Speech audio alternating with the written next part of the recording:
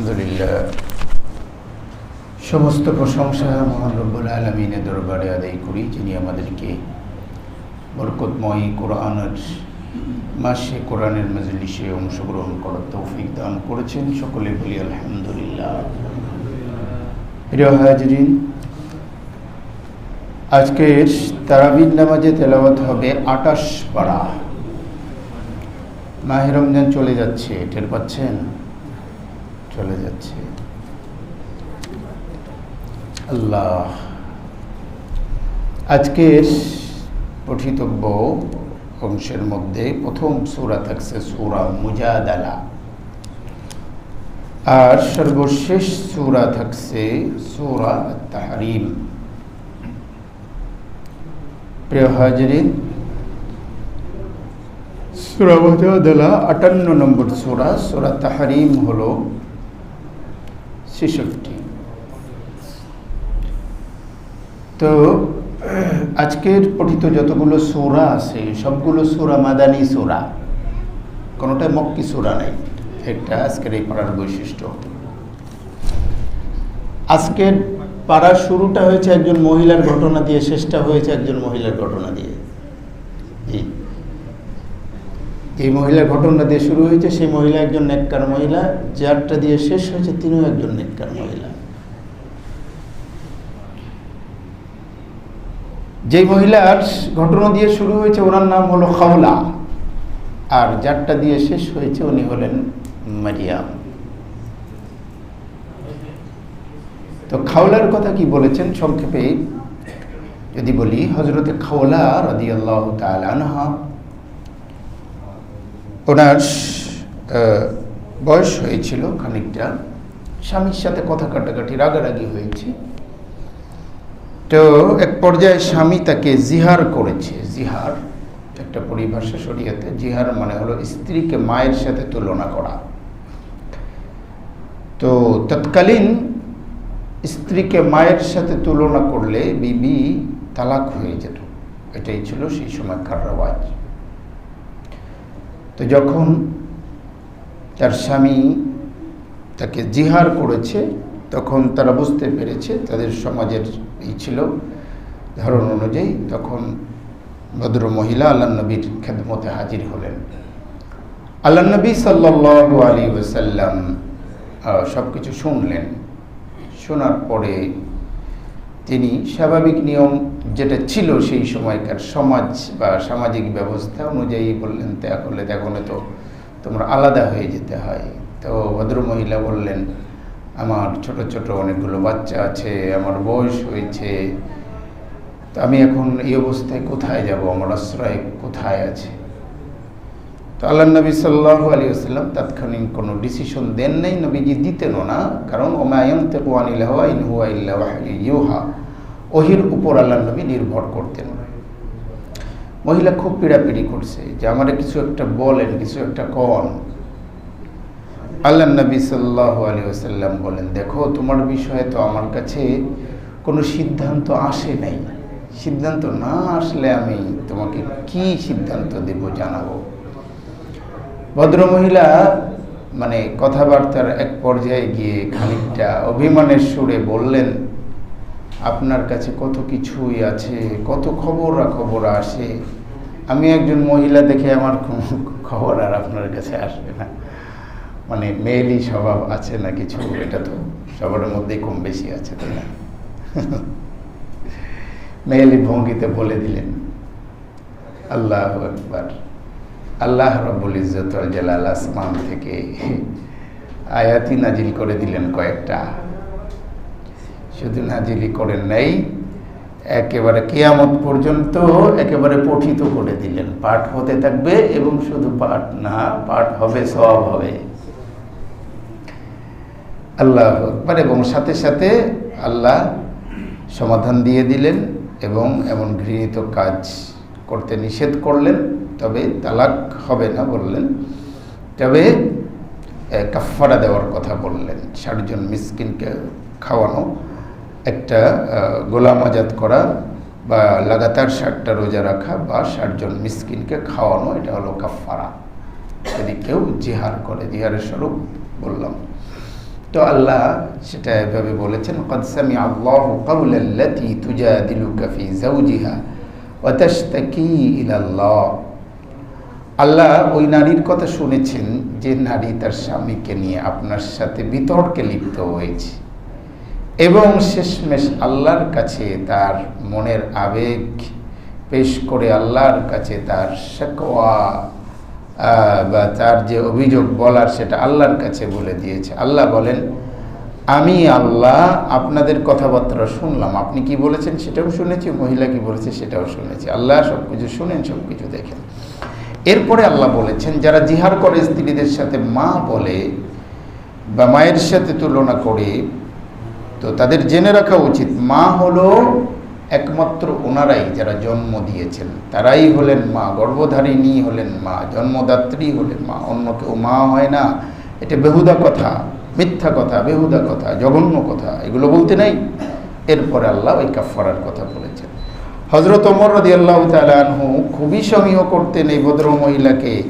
কোথাও রোডে ঘাটে কোথাও দেখলে উনি একেবারে থেমে যেতেন, থেমে গিয়ে ওনার প্রয়োজনের কথা শুনতেন, প্রয়োজন পূরণ করতেন, তারপরে সামনে যেতেন। একবার যাচ্ছেন তো খাদেম যে ছিল সে বলে, একজন বয়স্ক বুড়ো মহিলা, বৃদ্ধা, তার কথা এত গুরুত্ব দিয়ে আপনার শোনা লাগলো। তো হযরত ওমর ধমকের সুরে বললেন, বেকুব কোথাকার, তোর লজ্জা নাই? যেই মহিলার কথা আল্লাহ আসমান থেকে শুনছেন, আমার ওমরের কি হেডাম আছে তাই মহিলার কথা না শুনে সামনে যাওয়া? আল্লাহ আকবার। নারীর মর্যাদার কথা আমরা কথা বলি, আল্লাহ যে মর্যাদার কথা বলেছেন পৃথিবীর কোনো মানুষ কি সেই মর্যাদা দিতে সক্ষম? আল্লাহ। শেষটা হয়েছে হযরতে মারিয়াম দিয়ে, বাকি তার আগে আরও একজন নারীর কথা আসছে, সে হলো ইমরাতু ফিরআউন, আসিয়া বিনতে মুজাহিম। শেষটা আসলে একজন মহিলাকে দিয়ে হয় নাই, 4 জন মহিলাকে দিয়ে হয়েছে। বাকি প্রথম 2 জন মহিলা ছিল খারাপ, দ্বিতীয় পরের 2 জন মহিলা ছিল ভালো। প্রথম 2 জন মহিলা তারা হলো নূহ এবং লূত আলাইহিমুসসালাতু ওয়াসসালামের সহধর্মিণী, কিন্তু তাদের 2 জন স্বামী সম্মানিত 2 জন নবী এবং জলিলুল কদর নবী হওয়ার সত্ত্বেও তারা সত্যের বাণী গ্রহণ না করে তারা জাহান্নামী হয়েছে। আল্লাহ রাব্বুল ইজ্জতুল জালাল বলেন, এটা কাফেরদের জন্য দৃষ্টান্ত পেশ করলাম। তার মানে হলো কি, জেনে রাখো, দৃষ্টান্ত হলো নবীর ঘরে থেকেও যদি ভালো পথে না আসে তাহলে নবী কারণে তাদের কোনো লাভ নাই।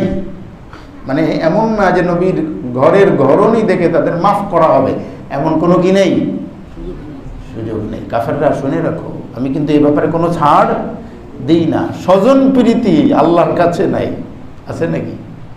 থাকলে তো নবীর স্ত্রীরা ছাড় দিয়ে দিতেন, নবীরা প্রিয় মানুষ আছে। পরের 2 জন, একজন হলো আসিয়া বিনতে মুজাহিম। আসিয়া, হযরতে আসিয়া, আল্লাহ তার ব্যাপারে কি বলেছেন শুনুন। আল্লাহ মুমিনদের জন্য দৃষ্টান্ত পেশ করেছেন। ফেরাউনের স্ত্রী আসিয়া যখন তিনি বলেছিলেন, রাব্বিবনি লি ইনদাকা বাইতান ফিল জান্নাহ, আল্লাহ আপনার কাছাকাছি জান্নাতে আমার একটা বাড়ি বানাই দিয়েন। ওয়ানাজ্জিনি মিন ফিরাউন, আল্লাহ আমাকে ফেরাউনের হাত থেকে এবং তার কর্মকাণ্ড থেকে মুক্তি দিন এবং জালেম কওম থেকে আমাকে মুক্তি দান করুন। সুবহানাল্লাহ। সংক্ষেপে বলেছেন 11 নম্বর আয়াতে। ইবনে কাসির লিখেছেন তাফসিরে ইবনে কাসিরের মধ্যে, ফিরআউন আজিল আওতাদ, ফেরাউনকে বলা হতো পেরাকওয়ালা ফেরাউন। এক একজন এক এক ধরনের জালেম, এক এক জালেমের এক এক ধরনের মানে রূপ থাকে, এক একভাবে জুলুম করে আর কি। আমাদের ছোটবেলায় আমাদের এলাকায় শুনতাম যে এক কুখ্যাত মানে এক বজ্জাত ছিল, সে মায়েরে মানে যখন সে তার প্রতিপক্ষ বা কাউকে ধরে মারতো, মেরে ইটের ভাটার মধ্যে দিয়ে কি করতো, মানে চালাই দিত। এরশাদ শিকদারের কথা শুনেছেন, এরশাদ শিকদার মেরে ওই মাগুর মাছ দিয়ে খাওয়াই দিত। আবার অনেক সময় মেরে ওই যে নদীতে কি করতো, মানে পেটে ই করে একেবারে বস্তার মধ্যে এই করে সিমেন্টের বস্তায় ই করে ফেলাই দিত। হ্যাঁ, তো এক এক জালেমের এক এক ধরনের কি থাকে, মানে তাদের এক এক ধরনের অভ্যাস থাকে, হ্যাঁ, বিকৃত মন মানসিকতা। তো এই ফেরাউনের মানে যে বিকৃত মন মানসিকতা ছিল সেটা সে করতে হলো। সে যখন কারো প্রতি হয়ে যেত তাকে শাস্তি দিতে হলো। ইবনে কাসির লিখেছেন 4 হাত এবং পা, 2 হাত 2 পা এরকম চিৎ করে পেরাক মেরে দিত, হাতে পায়ে পেরাক মেরে এরপরে উপর থেকে পাথর দিয়ে চাপা দিয়ে মেরে ফেলত। এই পাষণ্ড জালেম। ও ফিরআউন আজিল আওতাদ, আল্লাহ পেরাকওয়ালা ফিরআউন বলেছেন। তো আসিয়া যখন ঈমান গ্রহণ করেছিল, আসিয়া অনেক আগেই ঈমান গ্রহণ করেছিল, তবে লুকিয়ে রেখেছিল। সর্বশেষ যখন ফাইনাল খেলা হয়, মানে ফাইনাল খেলা বলতে ওই যে মুসা আলাইহিস সালাতু ওয়াস সালামের সাথে যে ফেরাউনের যে জাদুকরদের যে ছিল, জাদুকরদের, তো যখন হযরতে মুসা আলাইহিস সালাতু ওয়াস সালামের লাঠি সাপ সবগুলো খেয়ে ভ্যানিশ করে দিল, তখন বিবি আসিয়া প্রকাশ্য ঈমানের ঘোষণা দিয়ে দিলেন, প্রকাশ্যে। ফেরাউন তেলে বেগুন, ঘরের মধ্যেই, ঘরের শত্রু বিভীষণ একটা কথা আছে, বলে কি আমার ঘরের মধ্যেই তো উৎপাত। কিন্তু বিবি আসিয়াকে তো আল্লাহ ওই দিনই হেদায়েত দিয়ে দিয়েছেন। কোন দিন? যেদিন সে মুসারে কোলে তুলে নিয়েছিল এবং বলেছিল আমার পুত্র হবে এবং আমার কাজে আসবে, ওই দিনই আল্লাহ রব্বুল ইজ্জত ওয়াল জালাল তার কপালে কি করছেন? সৌভাগ্যের করে দিয়েছেন। প্রিয় হাজরিন, তো প্রথমে নরমে বললো, আসিয়া তুমি আসলে বুঝতে পারো নাই, এই জমিনে আমি তো খোদা আর কি, আমি ছাড়া আর কি আছে, দেখতেই তো পাও না।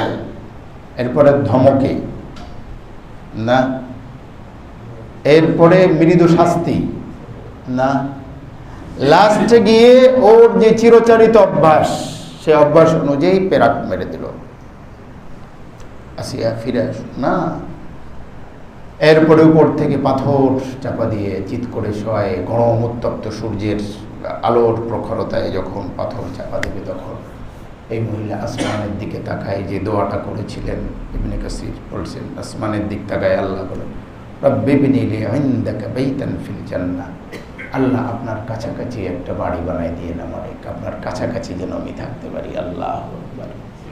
হাদিসের মধ্যে আসছে উতলুবিল জার ক্বাবলা দার, যে তুমি বাড়ি বানানোর আগে, ফ্ল্যাট কেনার আগে, বাড়ি বানানোর আগে দেখো ওখানে বসবাস করে কারা। কে বলছেন? আল্লাহর নবী বলেছেন উতলুবিল জার ক্বাবলা দার, বাড়ির আগে প্রতিবেশী তালাশ করো, তাই না? প্রতিবেশী কেমন? প্রতিবেশী দেখে সেখানে বাড়ি করো, তারপরে ফ্ল্যাট নাও, ঘর বানাও, যা করবা করো। তো বিবি আসিয়া এটা শিখায় গিয়েছেন। আগে বলেছেন আল্লাহ আপনার কাছাকাছি, ইন্দাকা আপনার কাছে, তারপরে বাড়ির কথা বলছেন, আপনার প্রতিবেশিত্ব আগে, তারপরে হলো বাড়ি। আল্লাহ আকবার। ফেরাউন এবং তার কর্মকাণ্ড থেকে এবং জালেমদের থেকে আমাকে মুক্তি দান করুন। বর্ণনার মধ্যে আসছে যখন পাথর চাপা দিতে যাচ্ছিল, আল্লাহ তার আগেই তার রূহটা কবজ করে নিয়েছিলেন, আগেই তার অসার দেহের উপরে গিয়েই পড়ে পাথরটা।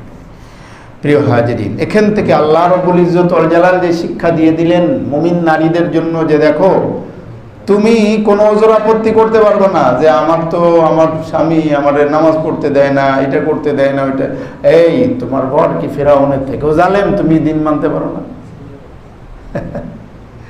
ওই সকল নারী, তাদের জন্য কি এটা শিক্ষা।